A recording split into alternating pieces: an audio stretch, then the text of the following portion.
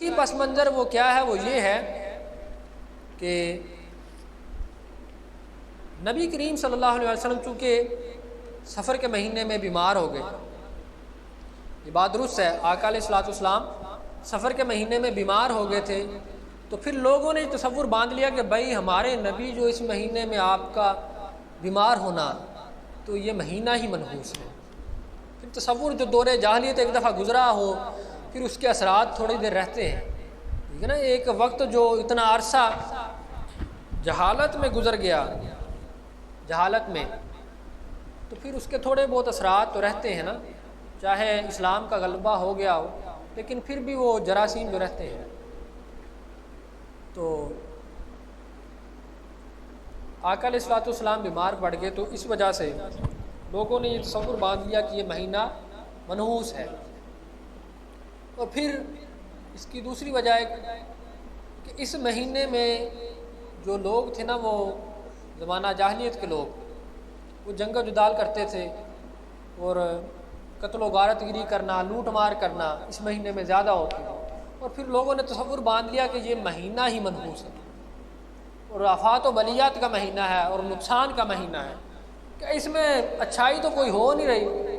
تو لہذا انہوں نے یہ رکھ دیا، تصور باندھ لیا ذہن میں، مائنڈ سیٹ کر لیا کہ یہ مہینہ ہی منحوس ہے، کہ یہ مہینہ ہی منحوس ہے۔ تو پھر بات تو یہ درست ہے کہ جہاں لڑائی ہوتی ہو،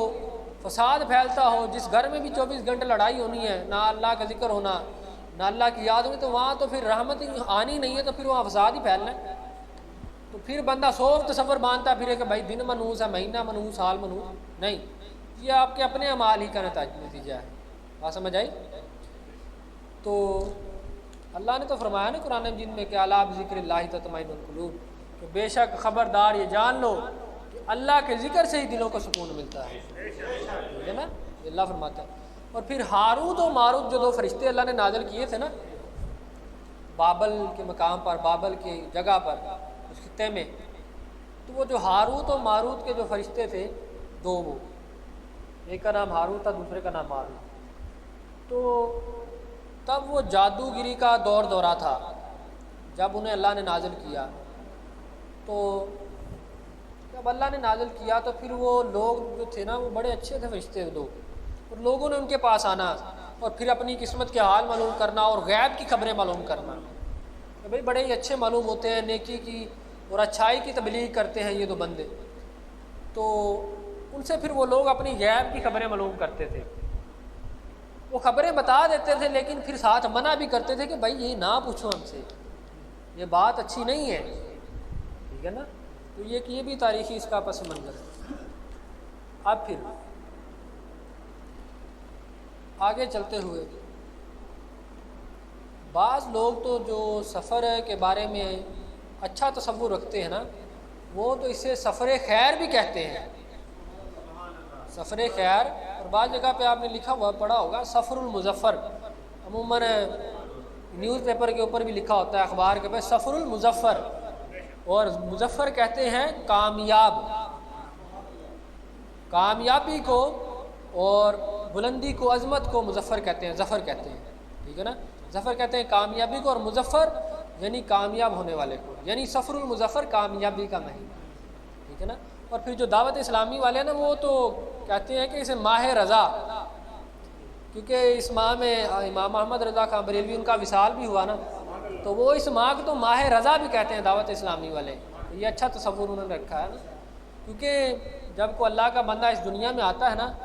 تو وہ دن اچھا ہوتا ہے، لیکن جب اس کا وصال جس دن ہوتا ہے، وہ دن پیدائش سے بھی افضل ہوتا ہے، وہ دن پیدائش سے بھی افضل ہوتا ہے، وفات کا دن، جب اللہ کا ولی کو نیک بندہ اس دنیا سے جاتا ہے، وصال فرماتا ہے، کیونکہ وصال کا معنی ہے مل جانا، تو پھر وہ اپنے رب سے ملاقات کرتا ہے اس دن، تو پھر وہ دن پیدائش سے افضل ہوتا ہے، تو وہ دعوت اسلامی والے اسے کہتے ہیں سفر خیر۔ اب آگے چل کے جو اس کے بارے میں موضوع اور من گھڑت اور جعلی روایت ہیں وہ بھی سن لیں، جو اس سفر کے مہینے کے بارے میں لوگوں نے گھڑ لی ہیں،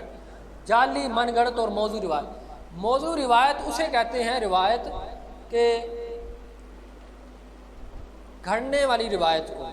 موضوع وضع سے لفظ نکلا ہے، وضع سے، ٹھیک ہے نا، وضع سے ماخوذ ہے، یعنی گڑھ لینا، روایت کو خود سے بنا لینا، تو اس روایت کو کہتے ہیں موضوع روایت۔ اور یہ روایت جو ہے یہ کسی طرح بھی قابل قبول نہیں۔ ضعیف روایت تو کسی طرح قابل قبول ہو سکتی ہے عظمت کے لحاظ سے، لیکن یہ جو موضوع روایت ہے نا یہ کسی حد بھی قبول نہیں۔ اسے جھوٹی روایت کہتے ہیں۔ موضوع کسے کہتے ہیں؟ جھوٹی کو، جھوٹی روایت کو، من گھڑت روایت کو، ٹھیک ہے نا۔ پہلے یہ بڑا دورہ تھا، پہلے لوگ جو تھے نا، پہلے جب خلفاء کے دور بھی تھے تب بھی، اور بعد میں بھی خلافت جو تھی، خلافتیں کے دور تھے تب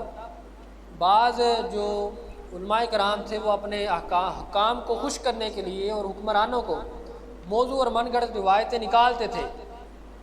ان کی اچھائی کے لیے، حکمرانوں کی، تاکہ انہیں پسند آئے عمل، پھر وہ نذرانے بھی ملتے تھے، پیسے بھی ملتے تھے ان کو۔ تو پہلی جو ایک روایت من گھڑت وہ یہ بیان کی جاتی ہے کہ جی آقا علیہ الصلوۃ والسلام نے فرمایا کہ جو مجھے اس سفر کے مہینے کے اختتام کی خوشخبری یا بشارت دے تو ختم ہونے کی خبر دے، میں اسے جنت کی خبر دیتا ہوں۔ کسی طرح بھی اس کی دلیل نہیں ملتی، کہیں سے بھی دلیل نہیں ملتی، اور من گھڑت جھوٹی روایت ہے۔ آقا نے فرمایا کہ جس نے میری طرف جھوٹ باندھا وہ جھوٹوں میں سے ایک جھوٹا ہے، اور پھر اس نے اپنا پل جہنم کی طرف بنا لیا۔ آقا نے فرمایا کہ جس نے میری طرف جھوٹ باندھا،